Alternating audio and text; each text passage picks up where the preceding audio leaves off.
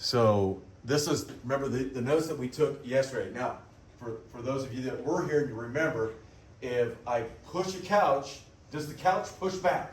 Yes. Yeah, but you don't think about that, do you? And can you overcome the couch's push? Yes. What happens when you overcome the couch's push? It moves. It moves. And it's so much easier once it starts moving. Okay, so remember that was static friction. And then this one is a little weaker than static, and then rolling is a little weaker. Now, I left this one out, fluid, because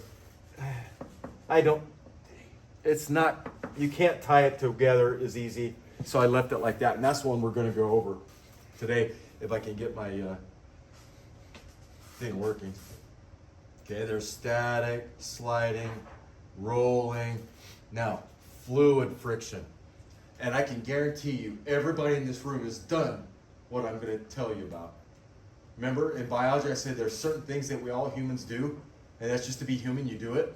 How many of you have been riding in a car, and you roll down the window, and you, see, Ian's already going, you stick your hand out. You guys do that? Every human being on the planet, I don't care what country you live in, unless you're just in a place with no cars. Unless you have to ride a camel, and you might do it. But man, isn't that cool to feel the air just lift your hand up and push it back down? And then I always would stick my hand out like that and just see how much pressure. Okay, that's what we're talking about. Now, see where it says water is a fluid? We all know that. May I borrow your, I won't drink it. So, Casey's water bottle. Water is a fluid. You know how I can tell? Because it fills the container it's in. There are no empty places. If I were to keep filling it up, that would be gone. Now, let me ask you this. Is air a fluid? Yeah. No. Yes. Will air fill this up? Yeah. When you drink it, what's it water replaced by? Air. Oh. Air. Now, if you want proof that air is a fluid, take your hand and wave it at your face. Do you feel it? It's pushing that air against you. It's fluid. It's just like if you're in a swimming pool and you do this, you can still feel the water hit your face. It's the same thing. It's fluid. Now, let me ask you this. When you put your hand out of the car window, is that friction? Yeah. It is, isn't it? Now, what happens when you put your hands together and you do this, right? Heats up. Do you think, though, if I put my hand out a window and the car kept going faster and faster and faster, let's say it got up to 1,000 miles an hour, and your arm could magically stay out there without breaking off, do you think it would heat up your hand? Wait. Yeah. Yeah, it would. And if you kept going really fast, it would eventually burn up. Now, check this out. So when I was a little boy, this was the kind of capsule they took to the moon, and they re-entered the Earth's atmosphere. It's got tiles under here that are super light. They're about that thick, and they absorb tons of heat. And so when that comes into the Earth's atmosphere, it's doing about 25,000, 40,000 miles per hour.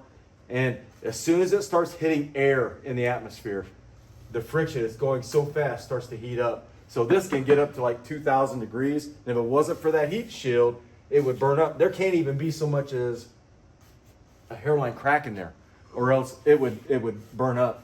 Space shuttle has a bunch of them. You ever heard of fire brick?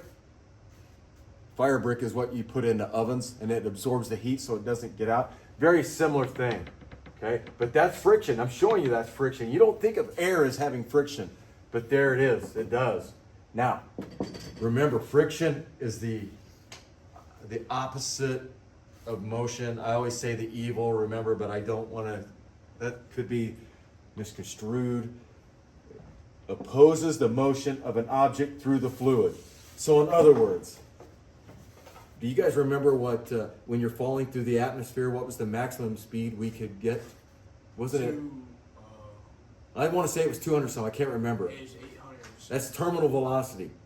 And so that's the air pushing up on a falling body and gravity pulling it down. And so it will never get any faster than that. And that's what's opposing the motion of that falling body. And it's going to be the same thing in water. You know, it's only like the Titanic. When it sank, it's only going to sink so fast because the force of the water is pushing up on it and the gravity is pulling it down, and it's always going to be that way. Now, have you ever tried to swim really fast in water? Are we really good at swimming fast underwater?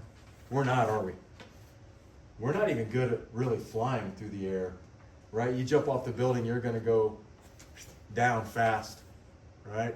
But going through water, I think the fastest water animal is the sailfish, the marlin, and I think it goes like 55 miles an hour. But what do you think the fastest man-powered craft going through the water?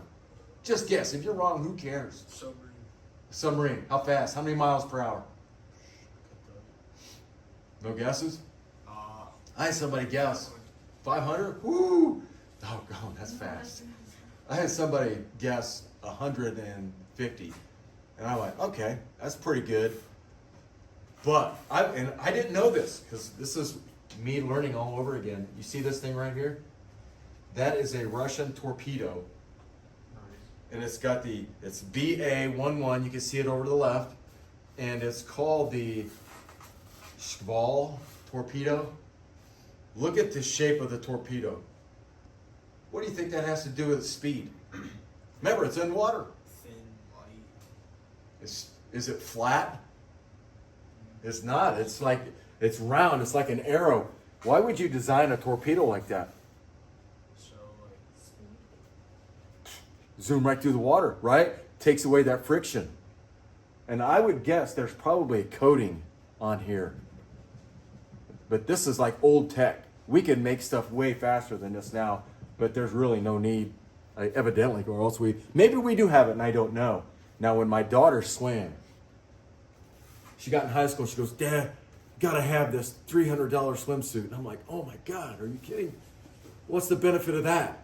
That's a new swimsuit. It's supposed to repel the water off of you. And so we bought her one.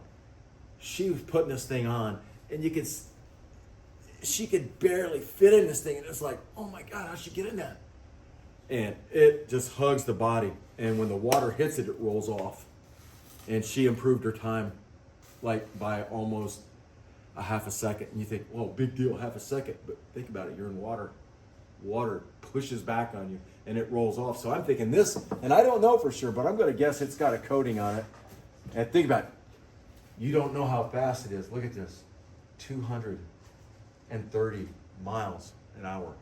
That would be you standing on a ship and seeing something and going, wham! You're like, whoa! And it hits you.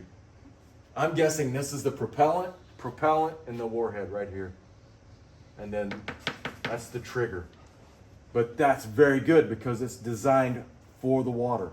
It's cut through that and reduce the drag or reduce the friction. Gravity we're going to go through later. Any questions on the fluid friction? Okay. I'm going to stop there.